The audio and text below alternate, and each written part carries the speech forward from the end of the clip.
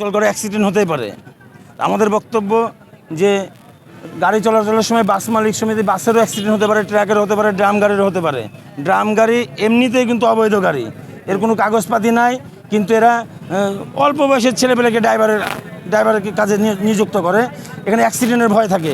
কিন্তু একটা ঘটনা ঘটেছে, এটা ঘটেছে চারঘাট তালতলায়, কিন্তু আজ আমচত্বরে সিন্ডিকেট করা হচ্ছে। আমরা মনে করছি ভূমিদস্যু সাহু, যে সাহু এখন পলাতক রয়েছে, তারই প্রেতাত্মারা এই আমচত্বরে সিন্ডিকেট করছে। আমরা দ্রুত বিচার চাই।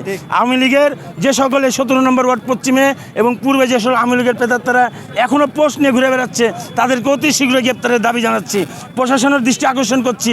তারা বলছে মামলা ছাড়া তাদেরকে অ্যারেস্ট করবো না, কিন্তু আসলে এই আওয়ামী লীগ আজকে সিন্ডিকেট করলো। এটা দলীয় ছেলেবেলে যদি জাতীয়তাবাদী দলের লোকজন থাকতো জড়িত, তাহলে আমরা আসলে এখানে কথা শুনতো।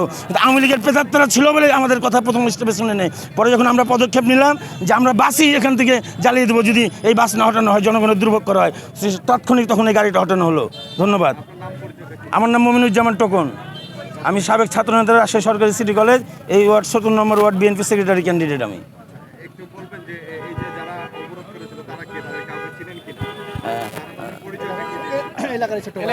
এলাকারই সব ছেলেপেলে যারা শাহুর সময় এই আমচত্বরে যারা রাজত্ব করেছে, তারাই আমরা দেখলাম।